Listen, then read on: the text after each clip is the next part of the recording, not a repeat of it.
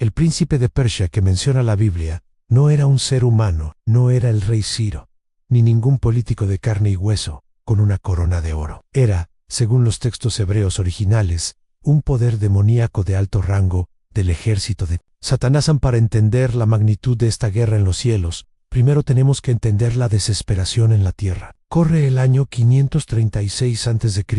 Nos encontramos en el tercer año del reinado de Ciro, rey del imperio persa. En el profeta Daniel, que ahora es un anciano de unos 80 años, está colapsando física y mentalmente. Daniel ha estado ayunando de manera extrema. El texto dice que durante 3 semanas enteras no comió carne, no bebió vino, ni se ungió con aceite. Se ha reducido a un estado de debilidad absoluta. ¿Por qué un hombre tan importante, un alto funcionario del imperio, se sometería a esta tortura voluntaria? Porque ha recibido una visión sobre una gran guerra y el destino de su pueblo. Los judíos, ellos acababan de recibir el permiso para regresar a Jerusalén y reconstruir su templo, después de 70 años de esclavitud en Babilonia. Pero la oposición política en la región era brutal. Los enemigos de Israel estaban moviendo los hilos en la corte persa para detener la reconstrucción. Daniel cree que está luchando contra la burocracia de un imperio humano, el QQ. Sus oraciones son una petición para que Dios cambie la mente de los políticos terrenales.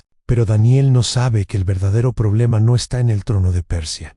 Está sobre el cielo de Persia. Y es aquí donde ocurre el evento más escandaloso de la Biblia en cuanto a la oración. Daniel 10-12 nos dice que desde el primer día en que Daniel humilló su corazón y comenzó a orar, Dios escuchó su oración y despachó inmediatamente a un ángel con la respuesta. Repito, a la respuesta salió del trono de Dios en el milisegundo en que Daniel abrió la boca.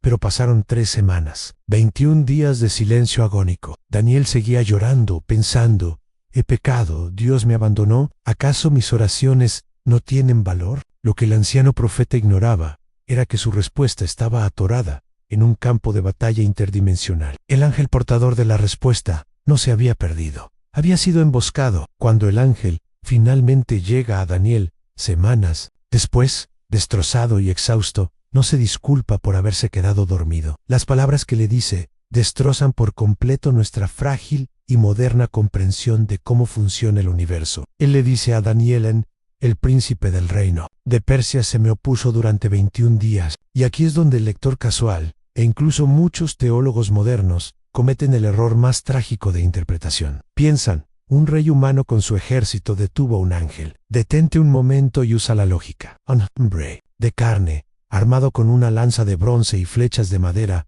va a detener en el aire a un ser espiritual interdimensional, hecho de fuego y luz, que fue enviado por el creador del cosmos. Es teológicamente absurdo. Para descubrir la aterradora verdad de lo que realmente interceptó a este ángel, debemos abandonar nuestra mentalidad del siglo XXI, ir al texto hebreo original y entender la perturbadora doctrina de los hijos de Dios que el antiguo Israel conocía muy bien y que nosotros hemos olvidado. Cuando lees tu Biblia en español y ves la palabra príncipe, tu cerebro moderno e influenciado por cuentos de hadas o la realeza europea imagina a un hombre con una corona, sentado en un trono de oro, dictando leyes terrenales. Pero el texto de Daniel no fue escrito para lectores modernos. Fue escrito por un hebreo inmerso en la cosmovisión antigua del Medio Oriente. La palabra hebrea original que usa el texto es Sar. Sar no significa simplemente el hijo de un rey. En la jerarquía bíblica y militar de la antigüedad, un zar es un comandante, un capitán, un jefe de los ejércitos, y en el contexto cósmico que Daniel está describiendo, no se refiere a un militar de carne y sangre. Se refiere a un comandante celestial, una entidad espiritual de altísimo rango, con autoridad sobre legiones enteras. Aquí está la pregunta que aterra a muchos estudiosos superficiales. Si el Dios de la Biblia es el creador supremo de todo el universo, ¿por qué hay un demonio de alto rango gobernando el imperio de Persia y teniendo el poder suficiente para bloquear a los ángeles de Yahvé? ¿Quién le dio a esta entidad ese territorio? ¿Cómo obtuvo el título legal de príncipe de Persia? Para entender esto, tenemos que retroceder en el tiempo, mucho antes del profeta Daniel. Tenemos que ir al momento exacto en que Dios decidió desheredar a la humanidad y dividir el planeta Tierra en una matriz de territorios gobernados por dioses. Tenemos que ir a Deuteronomio, capítulo 32. La teología tradicional nos enseña que en Génesis 11, en la Torre de Babel, la humanidad se rebeló contra Dios. Y Él simplemente bajó, confundió sus idiomas y los dispersó por toda la tierra. Fin de la historia. Pero esa es solo la mitad de la verdad. Fue un evento mucho más oscuro y trágico. Fue un divorcio cósmico, el capítulo 32 de Deuteronomio. Específicamente en el versículo 8, contiene uno de los pasajes más censurados y mal comprendidos de toda la Escritura. Si tienes una Biblia antigua o basada en el texto masorético, tardío, probablemente leerás algo como cuando el Altísimo dividió a las naciones. Fijó los límites de los pueblos según el número de los hijos de Israel.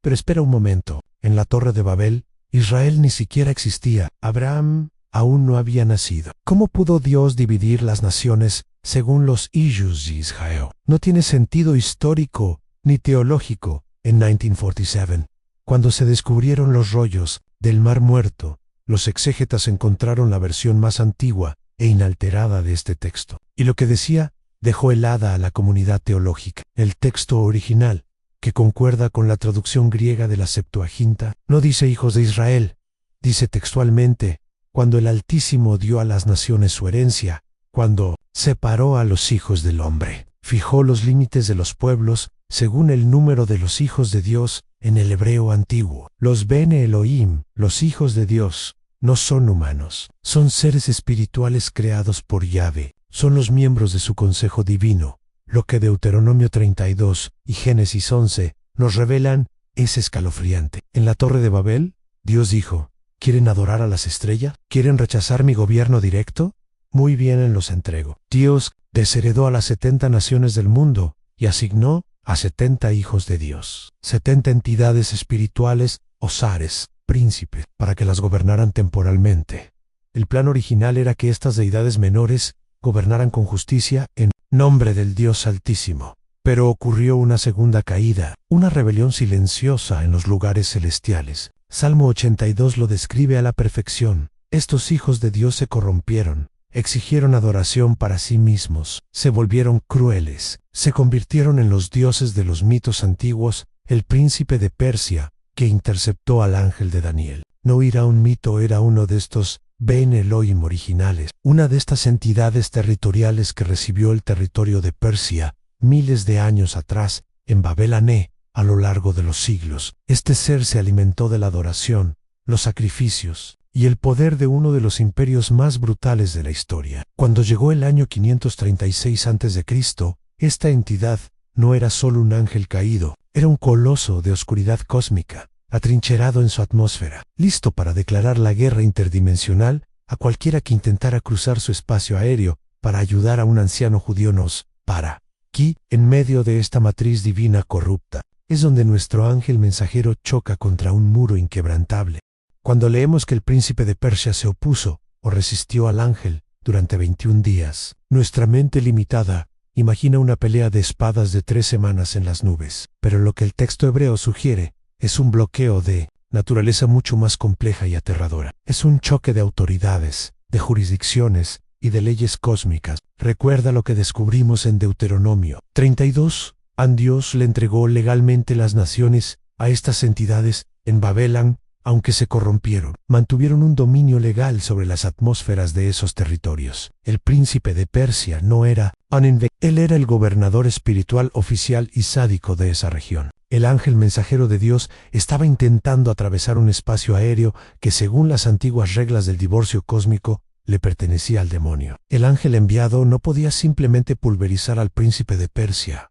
¿Por qué? Porque en la jerarquía celestial, el ángel portador de la respuesta no tenía el rango de combate ni la autoridad legal para destituir a un dios territorial. El apóstol Pablo, siglos después, confirmaría esta misma estructura cuando escribió en Efesios 6 que nuestra lucha no es contra carne y sangre, sino contra principados, contra potestéis, contra los gobernadores de las tinieblas de este siglo. El término griego que usa Pablo para principados es arkai, la contraparte exacta del término hebreo zar. Durante 21 días, el ángel mensajero estuvo inmovilizado, agotando su energía. Cada día que pasaba en esa prisión interdimensional correspondía exactamente a un día de agonía y ayuno para Daniel en la tierra. Las realidades físicas y espirituales estaban entrelazadas de forma sangrienta. Si el ángel fracasaba y era destruido, Daniel moriría sin su respuesta y el futuro del pueblo judío en la tierra abajo. El decreto de Ciro podría haberse perdido en la oscuridad política orquestada por este demonio. Pero el Dios de Israel no deja a sus mensajeros abandonados en territorio hostil y no ignora el ayuno de un anciano profeta que se está apagando. Ante el bloqueo total del príncipe de Persia, una señal de auxilio cruza la matriz celestial. El mensajero no tiene el rango para romper la barrera, pero hay alguien que sí lo tiene. Y aquí es donde el texto introduce a una de las figuras más letales, temidas y poderosas de la literatura bíblica. El nombre resuena a través de las jerarquías celestiales a Miguel, en hebreo, Micael. Una pregunta que es a la vez un grito de guerra. ¿Quién es como Dios? Observa cuidadosamente el título que el ángel atrapado usa para referirse a Miguel. No lo llama simplemente un ángel, lo llama uno de los principales príncipes. En hebreo, Echata Sarim Harishanim. Recuerda que el demonio de Persia era un zar, un príncipe. Miguel no es solo otro zar, es un comandante jefe, un general de 5 estrellas en la armada divina. Es el guerrero de más alto rango asignado específicamente no a una nación pagana, sino a la propia herencia personal de Dios, a la nación de Israel. En la cosmovisión del antiguo Medio Oriente y en los textos del Segundo Templo, Miguel era considerado el ministro de defensa del cielo, mientras otros ángeles llevaban mensajes, registraban la historia o cantaban en el trono. La única función registrada de Miguel en las Escrituras es el combate violento contra fuerzas demoníacas de alto nivel. Si Miguel es despachado, no es para negociar, es para ejecutar un rescate y aplastar la resistencia territorial. El texto de Daniel es conciso, pero las implicaciones son devastadoras. Vino para ayudarme, dice el mensajero. En el milisegundo en que el mandato de Dios libera a Miguel, este atraviesa las dimensiones físicas y espirituales. No se detiene en las fronteras. No pide permiso al príncipe de Persia. La llegada de Miguel no es solo un rescate, es una declaración de guerra de la realeza divina sobre los dioses territoriales rebeldes. Con un solo choque de fuerza, la prisión de 21 días se hace añicos. El ángel mensajero, herido pero libre, cae hacia la tierra, hacia las orillas del río Tigris, llevando por fin el pergamino con las revelaciones del futuro para un Daniel que está a punto de desmayarse. Pero arriba, en la atmósfera oscura, el demonio de Persia y el arcángel de Israel quedan suspendidos frente a frente. Y lo que el mensajero le dice a Daniel, a continuación revela que esta guerra, en realidad, apenas estaba comenzando.